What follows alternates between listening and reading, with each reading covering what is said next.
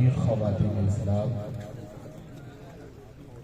منبر رسول پر باوقار علماء کرام، السلام علیکم ورحمۃ اللہ تعالی وبرکاتہ۔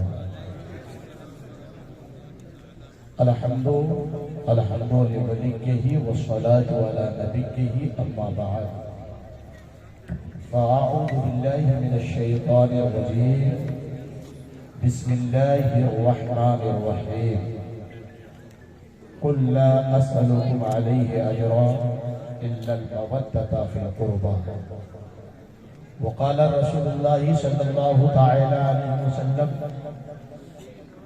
وانا تارک فیکم الثقلین کتاب اللہ وعترتی واہل بیتی، صدق اللہ رسولہ النبی الامین المتین الکریم، ونحن ولا ذلك لمن الشاہدین والشاکرین والحمد للہ رب العالمین، بجاہ سید المرسلین صلاۃ وسلاما علیک یا رسول اللہ صلی اللہ تعالی علیہ وسلم،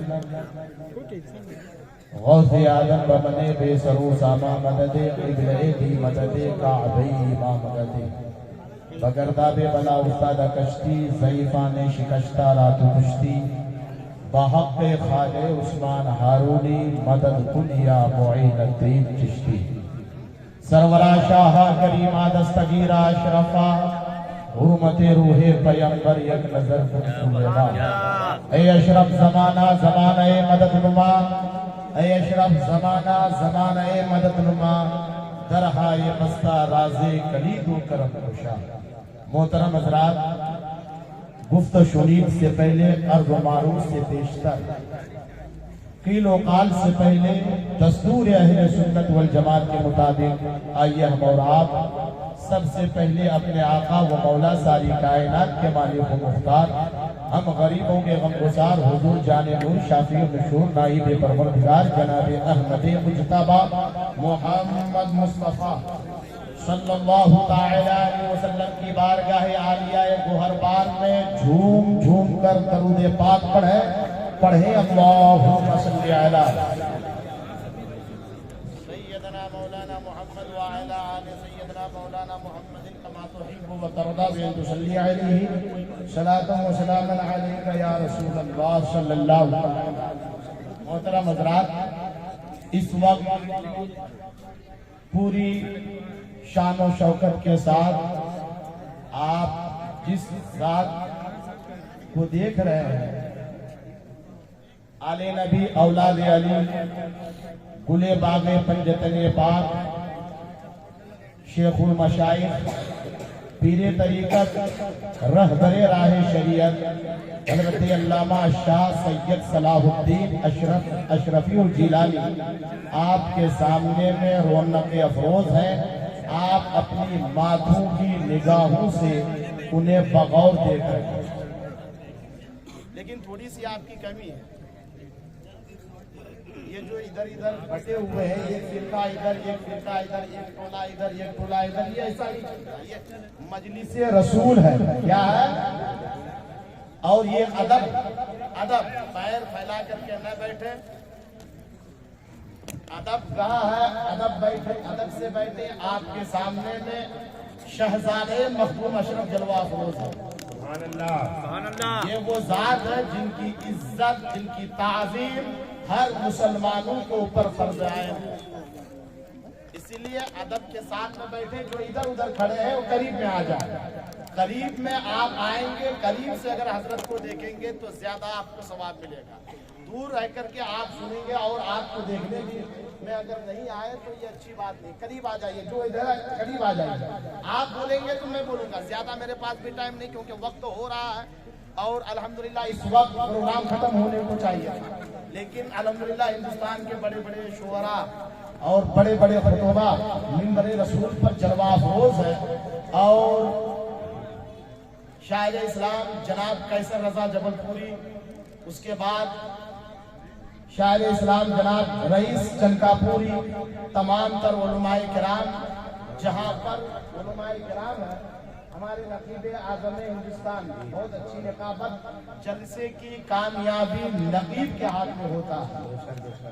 الحمدللہ ابھی تھا پروگرام، حضرت نے بہت اچھا وہاں پر نقابت فرمائی، جہاں پر ایک طرف ارباب علم و فن کی ایک جماعت ہے، وہیں پر سیاست دانوں میں سے ایک عظیم شخصیت جن کو پورے ناگپور کے شہر جناب حاجی سہیل پٹیل اشرفی کے نام سے جانتے ہیں، وہ آپ کے سامنے میں الحمدللہ دین کی خدمت بہت ہی بےتابی کے ساتھ میں اور اپنا درد لے کر کے قوم کے سامنے میں پیش کرتے ہیں۔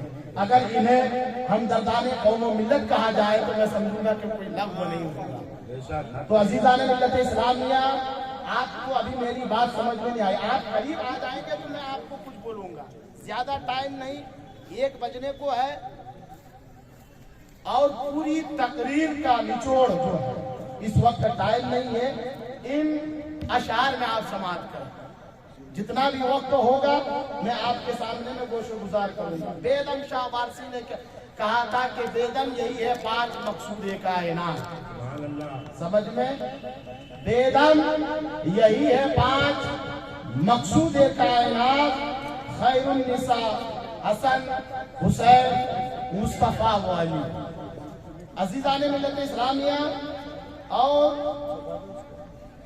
سید محدث اعظم ہند کیا فرماتے ہیں؟ درود پاک پڑھیں، اللہم صلی علی سیدنا مولانا محمد وعلی آل سیدنا مولانا محمد المعدن والجود الکرم منبع الدین والعز والجلال، صلاۃ و سلام علیک یا رسول اللہ صلی اللہ تعالی علیہ وسلم۔ اس وقت آپ اولاد علی، آل نبی، شہزادہ مخدوم اشرف حضرت سید صلاح الدین اشرف اشرفی الجیلانی کی زیارت کر رہے ہیں، اور یہ حضرت علی کی ذات میں سے ہے، شہزادہ حضرت علی کی ذات میں، آل نبی اولاد علی غوث اعظم کے فرزندوں میں سے ہے، اور ان کو اپنے نظر میں رکھیں آپ، اور شعر آپ سماعت کریں۔ کیسے رضا جبل پوری صاحب، حاجی سہیل پٹیل صاحب کیا فرماتے ہیں کہ حالانکہ وقت تو نہیں ہے، لیکن پھر بھی میں آپ کو کہہ دیتا ہوں کہ میری بگڑی بنانے کو علی کا نام کافی ہے۔ آپ کو سمجھ میں نہیں آ رہی ہے؟ میری بگڑی بنانے کو علی کا نام، اسی میں آپ پوری تقریر سمجھ جائے، کیونکہ حالانکہ ہمارے عالم نبی حضرت علامہ راشد صاحب نے جو محنتیں کی، بہت سارے ذہن پہ موضوعات تھے، لیکن وقت کی قلت دامنگیر ہے۔ کیا فرماتے ہیں کہ میری بگڑی بنانے کو علی کا نام کافی ہے۔ سبحان اللہ۔ آپ کو بھی بولے، آپ بھی بولیں گے، کیوں لنگر پاک نہیں ملا کیا آج؟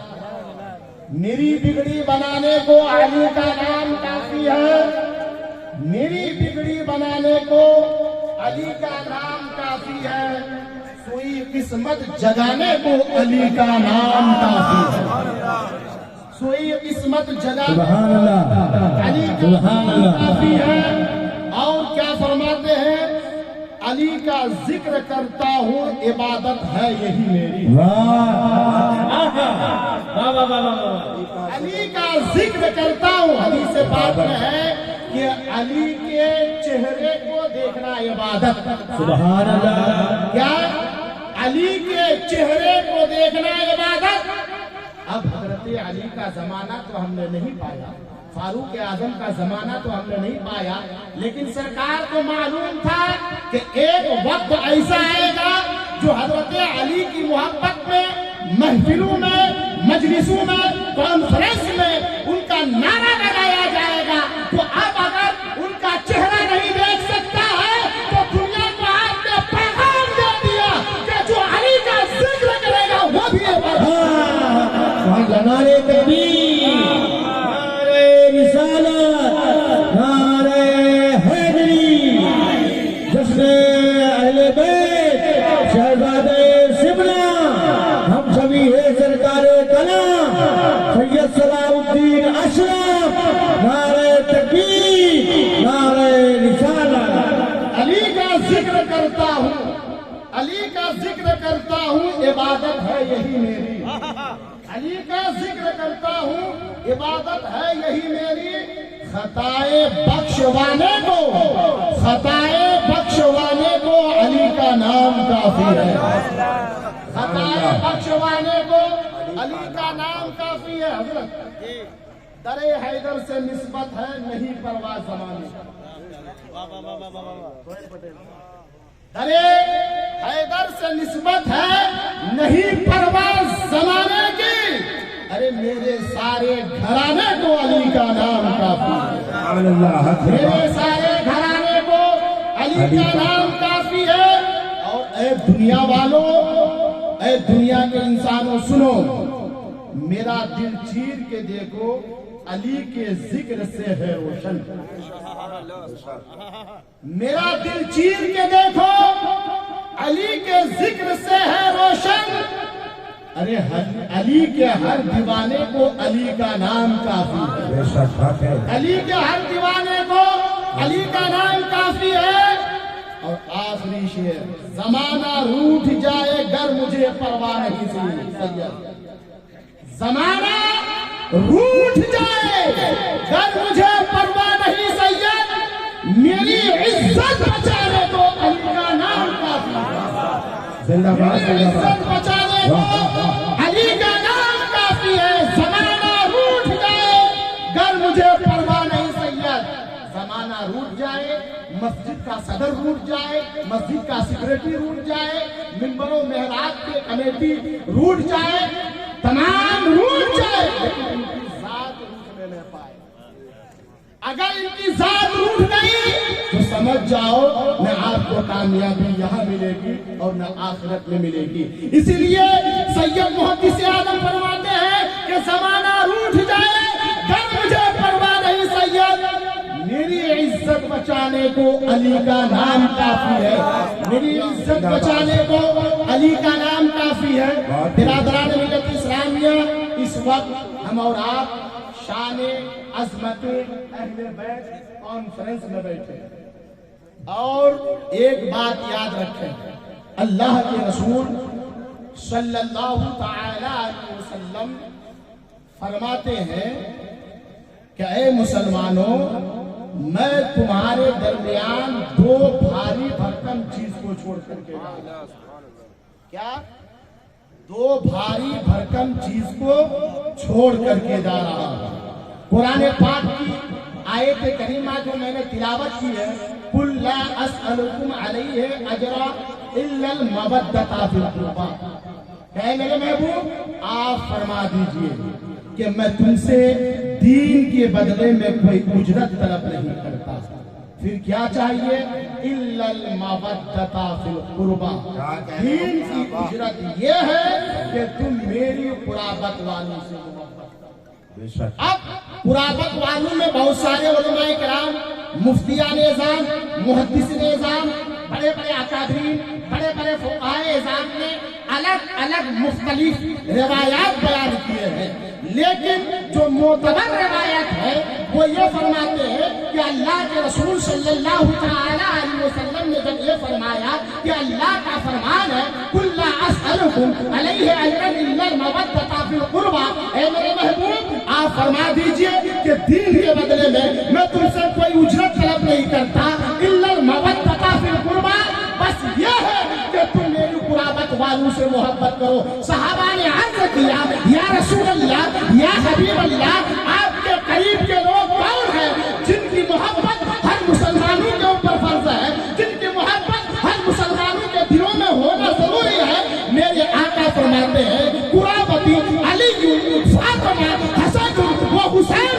میرے قریب کے لوگ وہ ہیں جن کی محبت ہر مسلمانوں کے دلوں میں ہونا ضروری ہے۔ وہ علی کی ذات ہے، وہ حسن کی ذات ہے، وہ حسین کی ذات ہے، وہ فاطمہ الزہرا رضی اللہ تعالی عنہا کی ذات ہے۔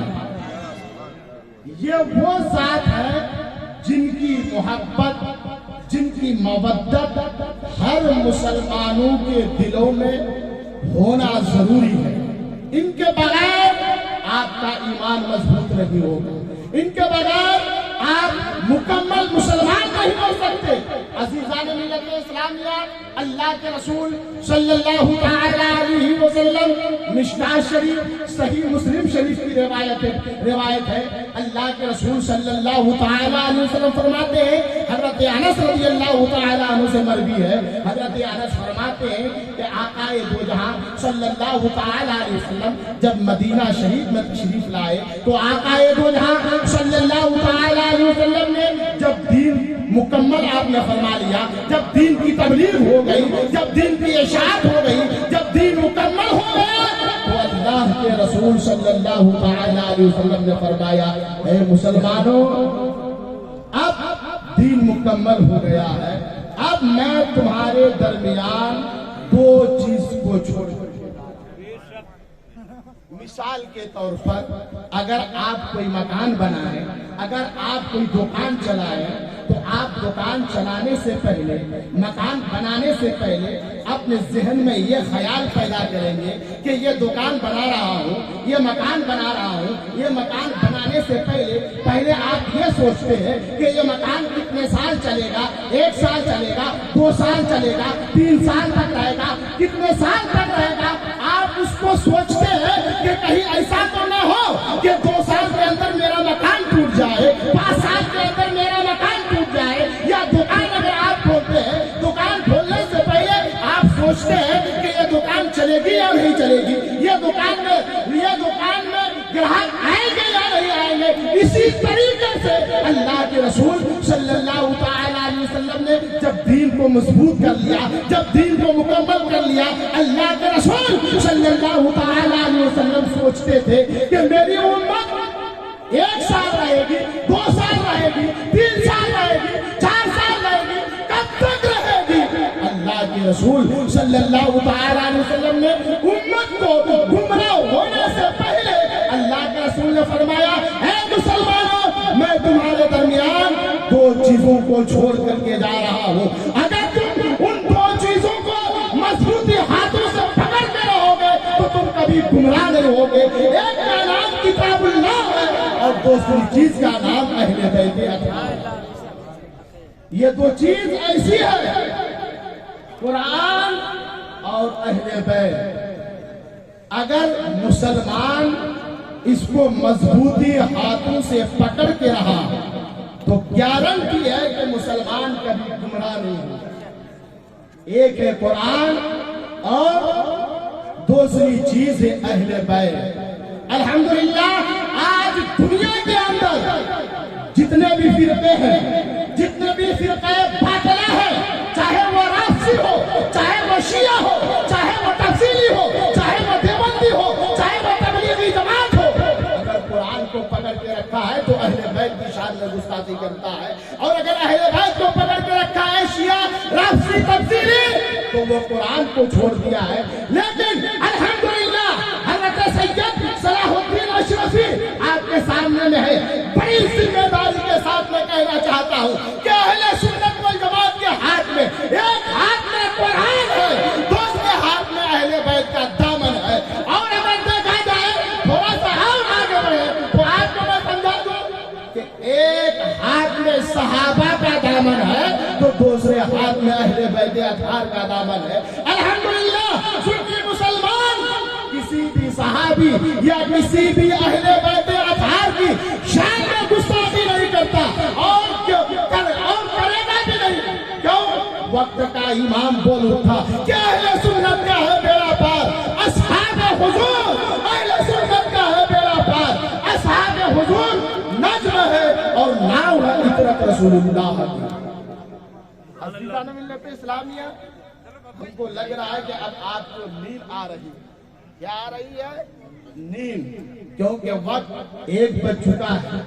عزیزان ملت اسلامیہ، آج منبر رسول پر اگر دیکھ لیا جائے، الحمدللہ کافی اس وقت بھیڑ تھی، اب علماء کرام بھی آہستہ آہستہ جا رہے ہیں۔ آج امت پریشان کیوں ہے؟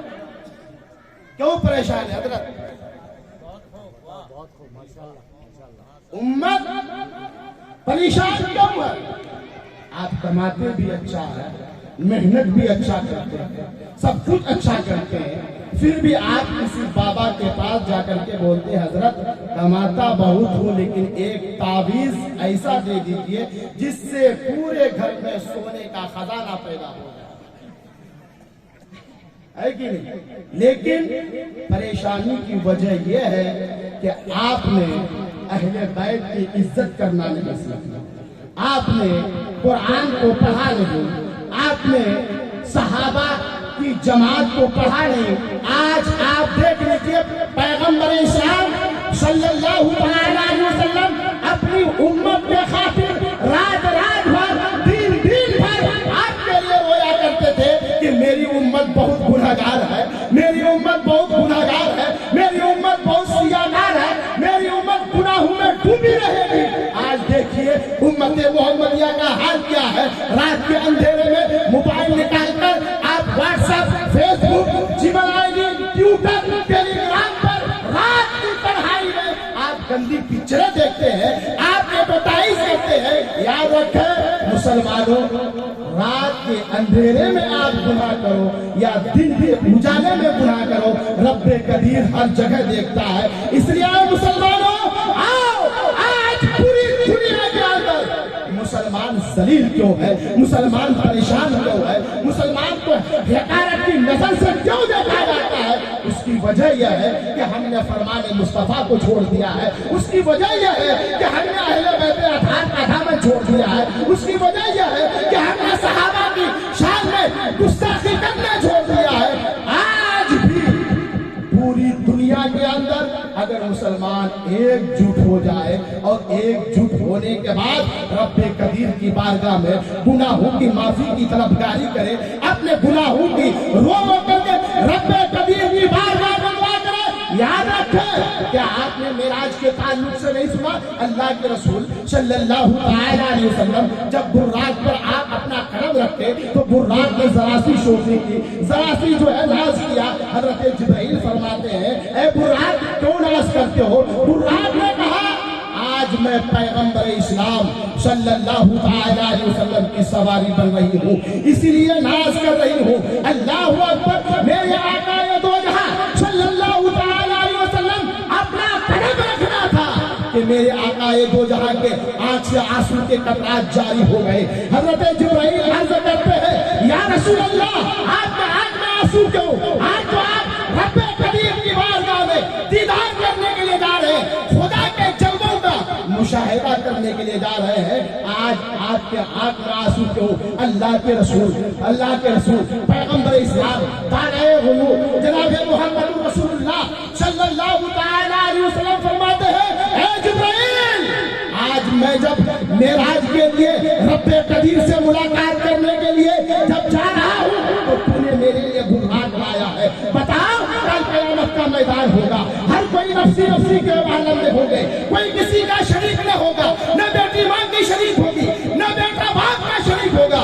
ایسے بھیانک ماحول میں میری امت پل صراط کے راستے سے گزرے گی، بتاؤ میری امت کے لیے وہاں پر کون سی سواری ہوگی؟ اللہ اکبر، آقا دو جہاں اپنی امت کو معراج میں بھی یاد کر رہے ہیں، آقا دو جہاں اپنی امت کو جب پیدا ہوئے اس وقت بھی یاد کر رہے ہیں، لیکن آج امت فرمان مصطفیٰ کو چھوڑ دیا ہے، نماز سے دور ہو گیا ہے، سنت رسول سے دور ہو گیا ہے۔ یاد رکھو مسلمانوں، آقا دو جہاں نے آپ کے لیے رویا تھا، آقا دو جہاں نے آپ کے لیے رات کو رات نہیں سمجھا، آقا دو جہاں صلی اللہ علیہ وسلم نے فرمایا، ارشاد فرماتے ہیں اے جبرائیل بتاؤ کل قیامت کا میدان ہوگا جب میری امت پل صراط کے راستے سے گزرے گی تو میری امت کے لیے کون سی سواری ہوگی؟ اللہ اکبر، حضرت جبرائیل فرماتے ہیں یا حضرت جبرائیل عرض کرتے ہیں یا رسول اللہ میرے ساتھ میں جو 70,000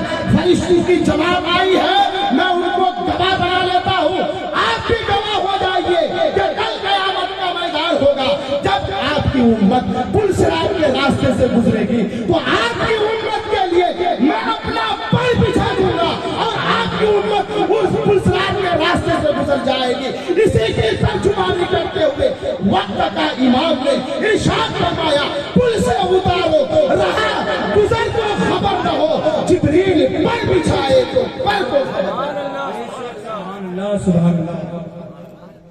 کے رسول نے آپ کو کہاں نہیں یاد کی؟ اس لیے اے مسلمانوں، حالات کو دیکھتے ہوئے آپ نمازوں کی پابندی کریں، شرع محمدی پر عمل کریں، اہل بیت اطہار اور قرآن کی تعلیم سے آراستہ و پیراستہ ہو جائے۔ یقیناً اگر ہم نے دینی تعلیم سے آراستہ و پیراستہ ہو گیا تو دنیا کی کوئی طاقت ہمیں گمراہ نہیں کر سکتی ہے۔ رب کبیر کی بارگاہ میں دعا کرتا ہوں، گفت شنید میں جو بھی لفظاً صحباً شرعاً غلطی گستاخی اگر ہو گئی ہے، اولاد علی سید صلاح الدین اشرفی کو گواہ بنا کر کے آپ کے سامنے میں توبہ کرتا ہوں، آپ بھی توبہ کریں، پڑھیں استغفر اللہ ربی من کل ذنب واتوب الیہ، کلمہ شریف پڑھ لیں، لا الہ الا اللہ محمد رسول اللہ۔ السلام علیکم۔ دیکھیے آپ حضرات، ابھی